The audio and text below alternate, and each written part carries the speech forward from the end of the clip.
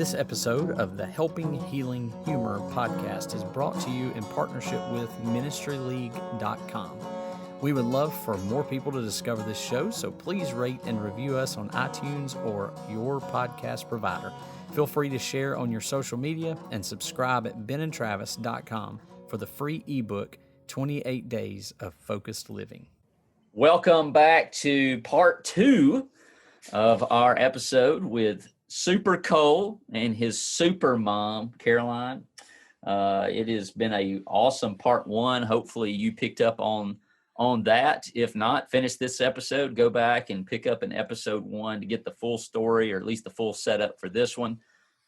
Just been a great time. Obviously, anytime you can get up with the internet phenom, Funky Cole, that's always a good thing. He's wearing his Boss Bling necklace, so that means we're all in the zone and ready to go. So, Ben, you doing okay? Will, y'all with us still? We are still here and still with it. It's been a good day. Last interview was an awesome interview with these guys. It's just a pleasure to be in their presence and be able to hang out like this. So thanks for letting us be a part.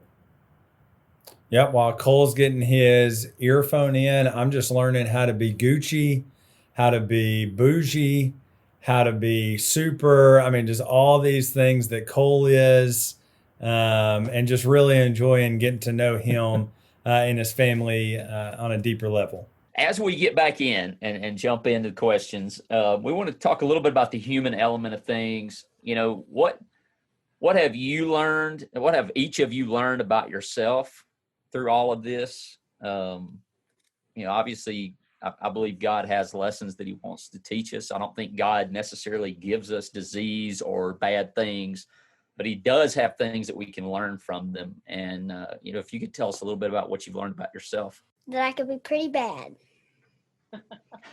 Okay. Amen. I'm on that train. Bad as in good or bad as in bad? Bad as in bad. Okay. He Self-reflection's a big thing. It's okay. Yeah.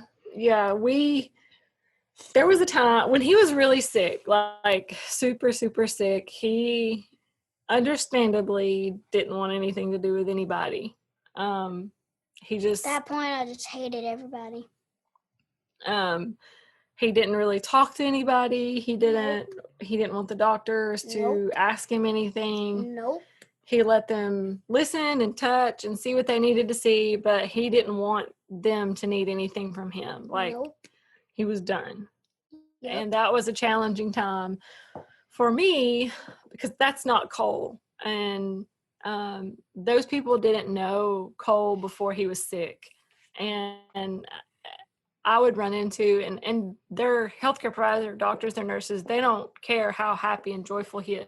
I mean, they do, but that's not why they're there, and I'm like, I'm sorry, he's not always like this, I'm sorry, and I'm crying and all this, and they're like, please, like, it's fine, I just need to feel his foot, like, but that was a very difficult period.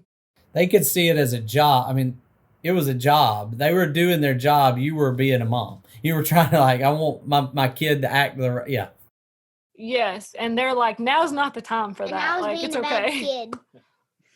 But now he thinks it's funny. Yeah. We just learned how to be awesome. Like, we learned how to be strong, how to lean on each other. We learned who loved us. We learned how to pray harder. I learned how to fight for my child. I learned things about my husband. He learned things about me. We just... Ow. Huh? The anger about you? Maybe some days. We just went through things that you wouldn't normally have to go through as a family. And you guys spent a lot of time apart, because I know, like, John had to be here, and, y'all have Carson, another son. And so they spent a lot of time here while you spent a lot of time up there. I know he traveled back and forth quite a bit too, but that's a lot of time apart also. It was it and even when they were there, we weren't together. So he was sick. He didn't want Carson like playing and jumping around 99% of the time. There was a time when they both felt like playing, but most of the time it wasn't like that. And whenever, I don't know when it was, but it was whenever couldn't really see my brother, and there's like this big glass, like real big, and he couldn't come in, and he would always wave, and that would just make my day. Yeah. Yeah, during the first transplant, they had to be apart for a while, and that was when we first got there, and things were still new, and that was hard. That was really hard, keeping them apart, because he still felt good, and he felt good, and was like, "Why can't I see my brother?" He was 2 when we went. He just turned 3, like the day after we got there. We celebrated his birthday, so it was just a lot of getting used to at first, but they both, and even like Cole's personality, they kept telling me like he'll come out of this medical stuff, and he will, and he did, and there's still some things that we're working on, but he's better, and Carson thrived. He didn't have behavioral issues. People kept asking me, well, how's Carson? How does he react? Is he jealous? I'm like, nope, he's just Carson. He just wants his Spider-Man toy, and he's good. Like the children's in, he would play hide and go seek with kids from Mongolia that couldn't even speak English. Like he didn't know. Like he didn't care. He was like, hey buddy, even kids like, like, like his best friend was a little girl. She was 9. Her name's Amana from South Africa. And like, he still talks about her, and they had a connection unlike anything I've ever seen with 2 kids. But Amana's brother was the transplant patient. And so our families got really close. Yeah. But kids are just amazing. They just are amazing. Resilient. Yes. Resilient is a tremendous word. I just see that, and like I said, not sure if we mentioned on the air during the break, but just how much that helped me, to see that and mimic that. And a lot of times I'd go in those infusion rooms, and I was the youngest guy in there, and people are looking at me like, what are you doing in here? And it was just kind of an extra boost to go in there and go, okay, I'm gonna cold this place up. I'm about to set this place on fire, and try to be that for somebody. So,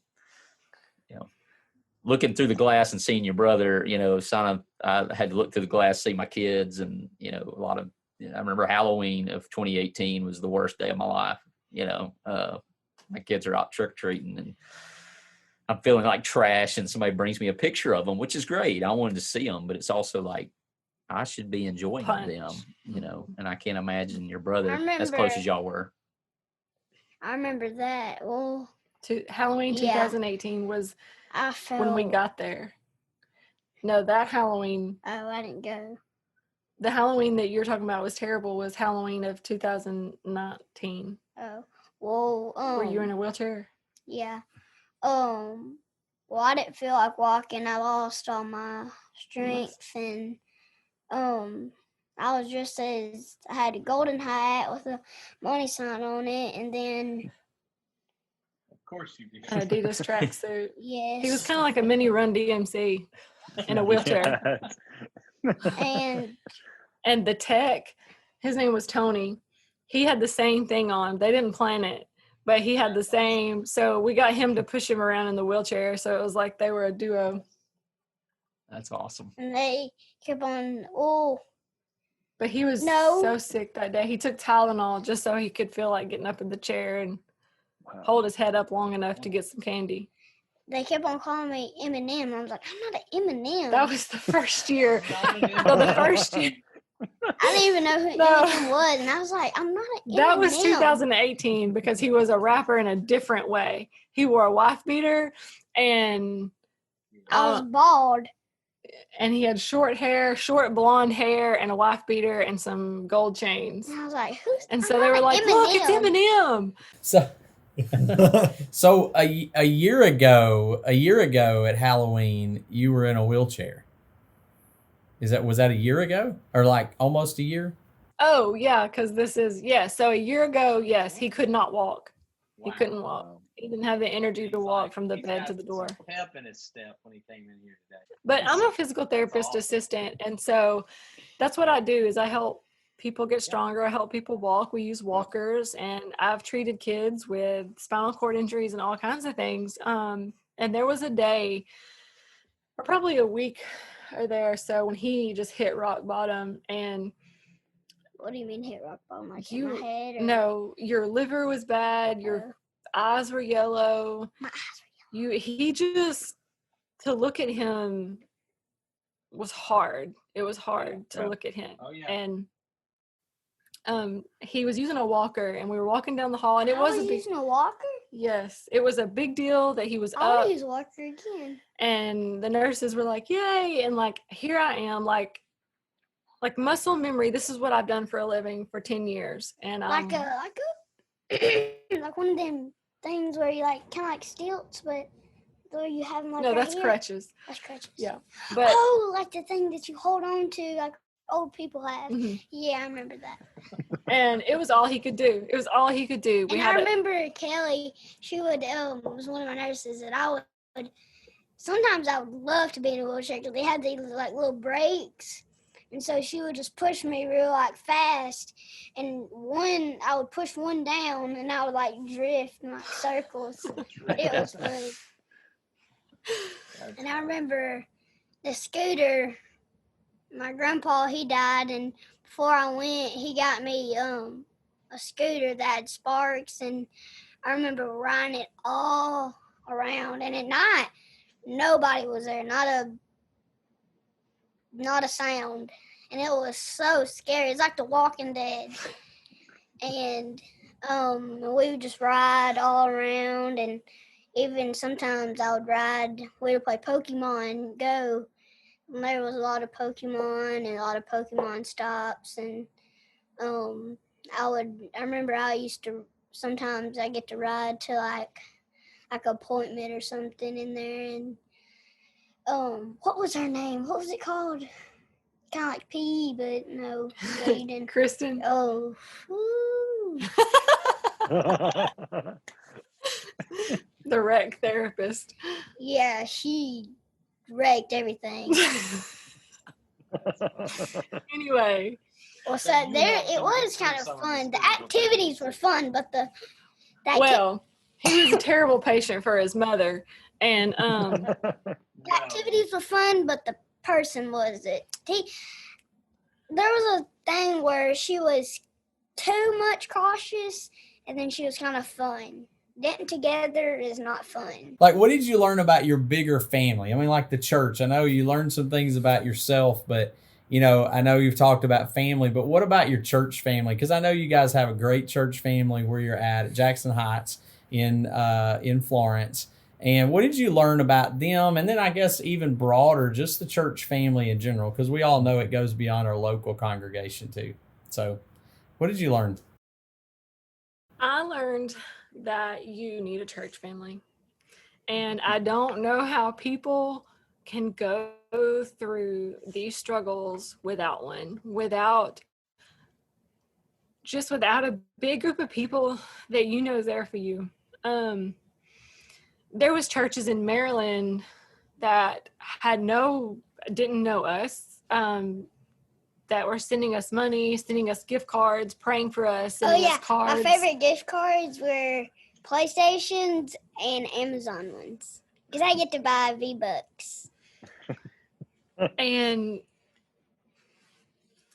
Jackson Heights, all the local churches here, people there were just so confused about, like, I remember the chaplain, he would come by and he was like, "Are you still in touch with your church?" I'm like, "Yeah." Like every time he would ask me that, I'm like, we will never not be in touch with our church. Like, I don't understand. Like, maybe I'm not understanding the question that you're asking.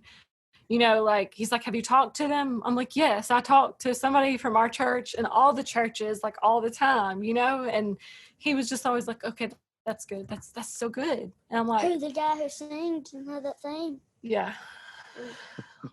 Did he I sing rap talked about us music? being so spoiled, but you would think that he didn't like anybody there, but I promise they were great. It's just some people were expected a lot from us and some didn't. All right, so you said something earlier that was really cool. I know that your church family and the area around, I'm not even sure who all did it, but they sort of set the house up for you guys for when he came home, right? Oh gosh. So like they did some updates, and I know one of the things that we talked about was Cole has his own like PlayStation drawing or something. So tell us a little bit about what that was all about. Like, what did people do for that? So before we came home, we knew when we left that there was some things that need to be done to our house for Cole to come home. We didn't have time to do them before we left and didn't really realize the extent of, in my mind, what needed to be done and what actually needed to happen for that to take place. It's just like, We lost a lot of stuff. just don't say that. Why?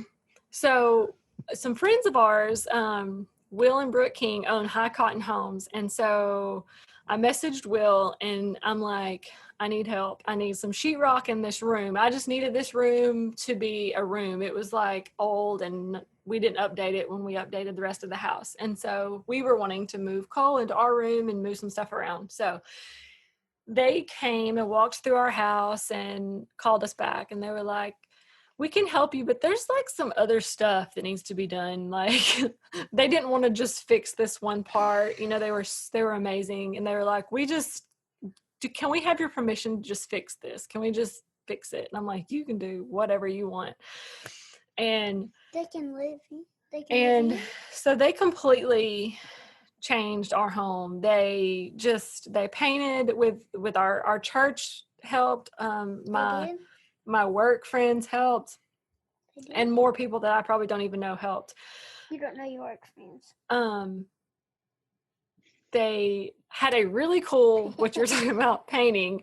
So I think the kid is local, and he draws for PlayStation, and he drew a graphic. It's Cole, and he has these cool shoes and this cool I'm supposed to tell him that. chains. And what else does he have? He's got gold stuff. And I have a staff that has a C. Yes, it is like really and it's cool. golden. And I have like golden goggles. And my hair is like it is now. And I think does it say Super Cole? Mm-hmm. Super cool. That's legit. And then Travis is jealous. there was like these signs all like one right here, one right there, one in my bathroom, one right here. It says Rodeo Drive, and I'm sorry. I'm stealing his thunder, guys. What do you think of when I say school night dinners? Pretty sure you didn't think healthy, effortless, or relaxed. The back-to-school season is stressful under normal circumstances. Everyone has to readjust keeping a schedule after a couple of months of the laid-back pace of summer. This year, the adjustment period will be an even bigger shock to the system, since many of us have been home for almost 5 months due to the COVID-19 school closings last spring. The readjustment to the faster pace of the daily work and school grind will be stress-inducing for everyone, and new school guidelines like mandatory face masks, temperature scan stations, and social distancing practices may make little ones even more prone to anxiety, even if they don't say it out loud. This year it will be even more important for us as parents to be attentive to our kiddos as we get back to a semi-normal routine this fall, checking in to make sure that they are faring well mentally and emotionally, and helping them process all of the changes they will be experiencing. I know what you're thinking. That's easier said than done. There are so many urgent things that have to be dealt with every evening, like cooking dinner, packing lunches, doing laundry, and homework, that it's easy for the more important things, like our kids' mental and emotional health, to take a back seat. Hi, Whitney, Travis's other half here. How about a week's worth of easy weeknight dinners for your family? We've done the planning for you. As a parent, the hours between the end of the school day and bedtime are precious. During the school year, our kids spend more waking hours with their teacher than they do with us. I don't know about you, but I don't want to waste the majority of that precious time in the kitchen. But I still want to provide my family with a healthy, tasty, and budget-friendly dinner. That's why we're giving you a meal plan with a week's worth of quick and easy, almost hands-free dinners for your family, complete with a grocery list. So you can take meal planning, shopping, and cooking off your to-do list. Now you have quality time to spend with your family. You can tend to the urgent and the important things and still have a relaxed, unhurried meal at the table with your family. Go to benandtravis.com/meal plan to sign up. We will send the meal plan and grocery list straight to your inbox.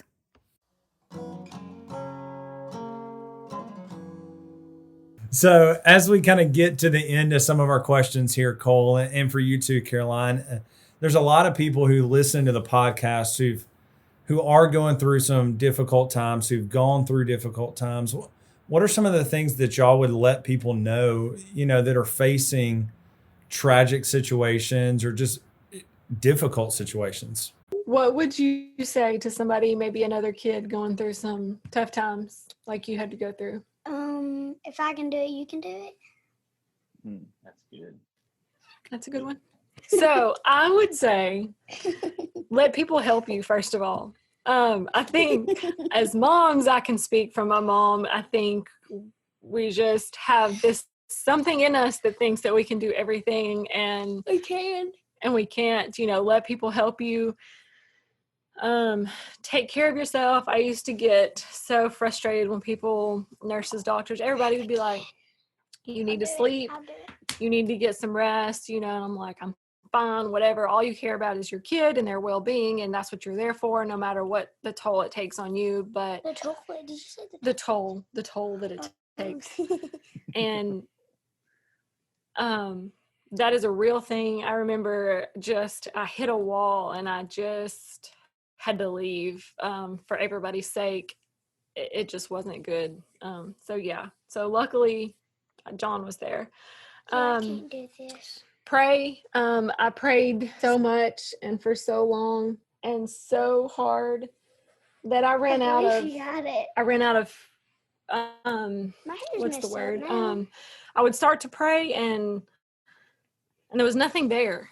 It was like I had begged and pleaded and bargained, and I had said so many words to God that I got to a point there was nothing there. And I had never experienced that before. That was never a problem for me before. So let people fill that gap for you and don't feel guilty. That was hard for me. It was hard for me to start to pray, and I don't know, I can't explain it. I was just done. Not done like with God, but just I couldn't, there was no energy inside of me to come up with words to beg God for anything else. That's the best way I know how to put it. But I think there's a Bible verse about that, Travis, isn't there? Oh, Romans 8. When you don't know what to pray, when you don't know what to say, the Spirit intercedes for you. And I always enjoyed, I say enjoyed, they were emotionally difficult to watch, but I know there was a lot of times you got online to update us, at home, and it was emotionally taxing to watch you give those updates, but it was good for us to know, and it was also, I think, good for you to sort of let people know in that way. And I know you got a lot of encouragement through that, I'm sure. Yes. Just getting it out felt good too. Sometimes the only people I had to talk to were arguing with a sick kid and, communicating with doctors and nurses. And that was it. I maybe had a few minutes with my husband every few days, but that was it.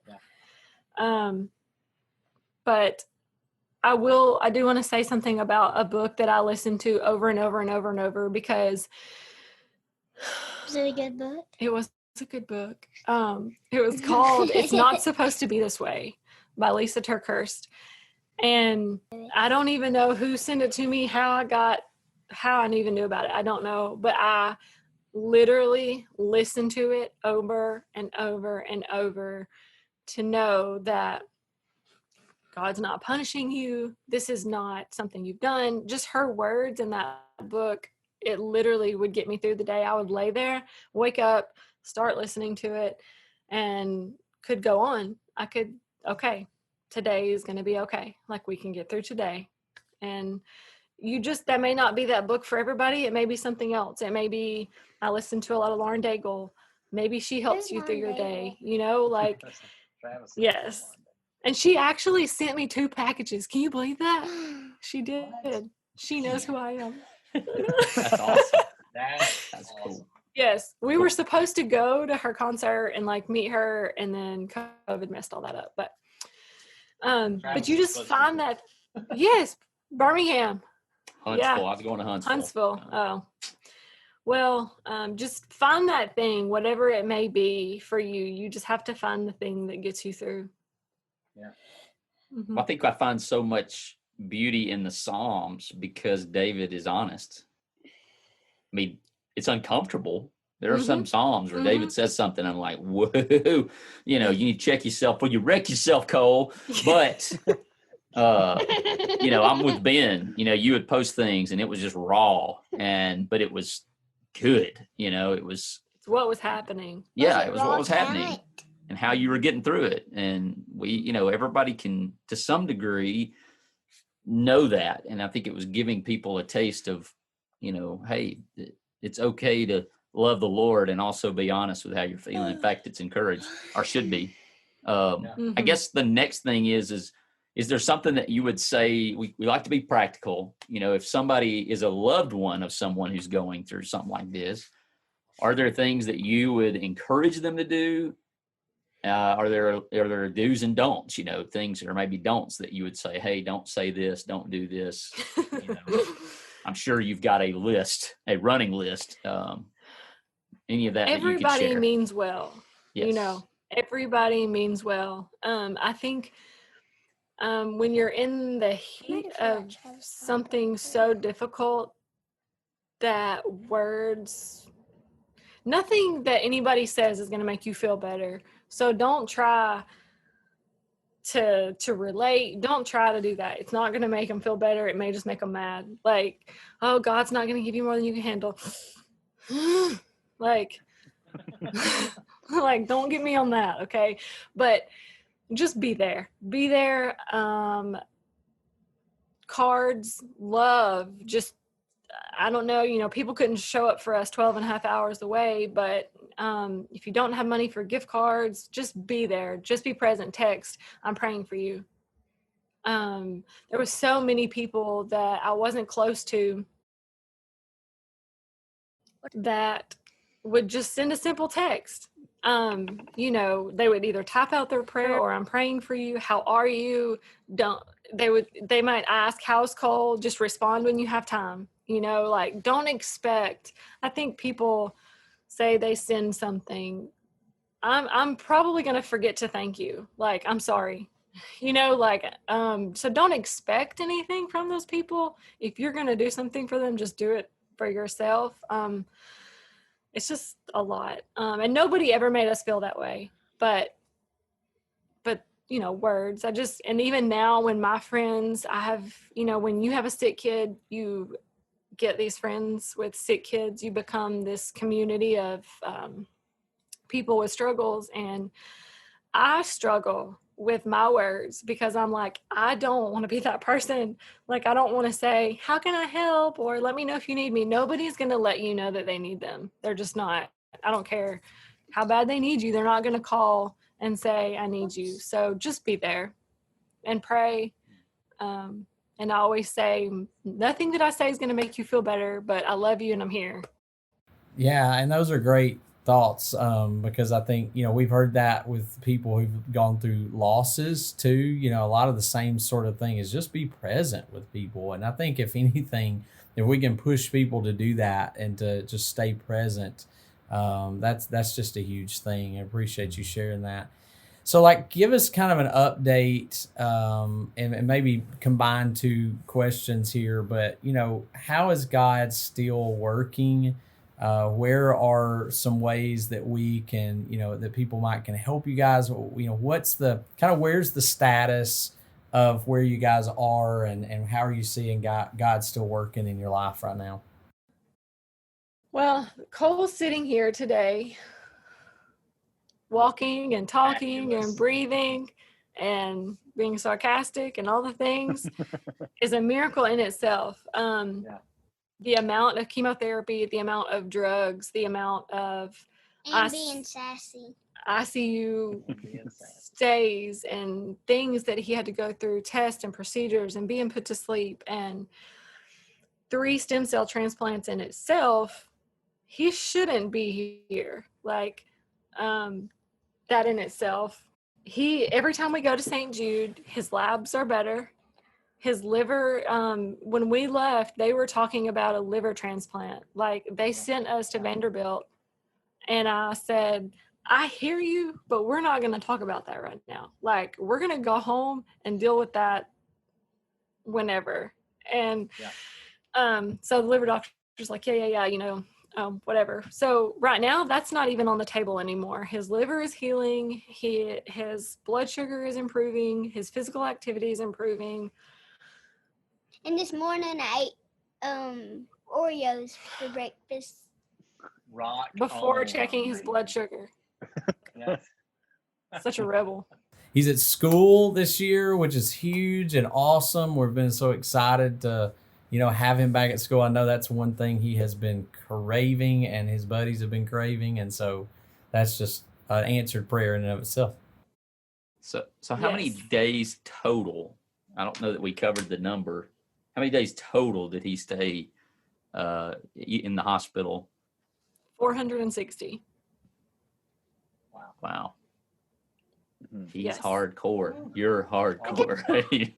Hardcore champion. 460 nights on a couch On a couch. for me. Oh, yeah. I was on a comfortable bed that had buttons. Somebody else there, right? Yeah, he enjoyed the buttons on the bed. That's I go, boop, boop, boop, boop, boop, boop. You're the man, Cole. I would So- go everything would always be up and I would be like squished. Well, just something funny about school really quick. So I didn't ask his doctors if he could go to school. Oh, y'all, because I knew that they were going to talk me out of it. I knew that I know them. And I'd been up to the school. I talked to everybody 500 times. I know him, and he's like, knows everything he's supposed to do. I wasn't worried about him, like, not washing his hands, not wearing his mask when he's supposed to. I wasn't worried about that. So I just sent him to school. So our transplant team from NIH she texted me, and she said, so I just got an email from Huntsville asking me what I thought about you sending Cole to school. And since this is the mom who brought a stroller covered in plastic, like a jogging stroller that I could cover him and push him around in, I just want to make sure we're all on the same page. That's funny. And I was like, yes. So now that you caught me, yes. And he's in school. And so we had a conversation, and she was like, I trust you. I'm not going to change your mind to make the best decision for your family. And she's amazing. But it was just funny because I said, well, let me send you his sweet little first day of school picture now that you know he's going to school. That's great. And they're happy, and everybody's good. It's really cool to see the power of prayer, to have Cole sitting here doing this. But is there anything that like the community can do, that we can do? Are there other things that y'all need, or is prayer it? Pray that he continues to recover. That is all we want. That is the end goal. We want to meet his donor. So Actually, some Legos. November of this year will be 2 years, and his donor is from Australia, and We're going to Australia? their rules are Wait. 2 years. I don't know. Their transplant, their Be the Match rules are 2 years. It has to be 2 years after transplant. And so I have made that, and we both have to ask to meet. So I have made that email happen to let them know, obviously I know now it's probably not going to happen now, but It ain't going to happen? COVID. But when the time is right, that I cannot wait to meet this Yeah. guy from Australia and like kiss his face. So You're gonna kiss him? I might. You're gonna What kiss about your him. husband?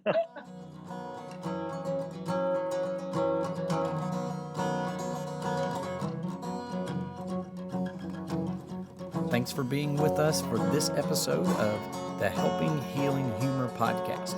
Be sure to download our free ebook, 28 Days of Focused Living, at benandtravis.com and receive all of our Helping Healing and Humor extra content directly in your inbox. We look forward to having you join us at the same Ben and Travis time, same Ben and Travis channel.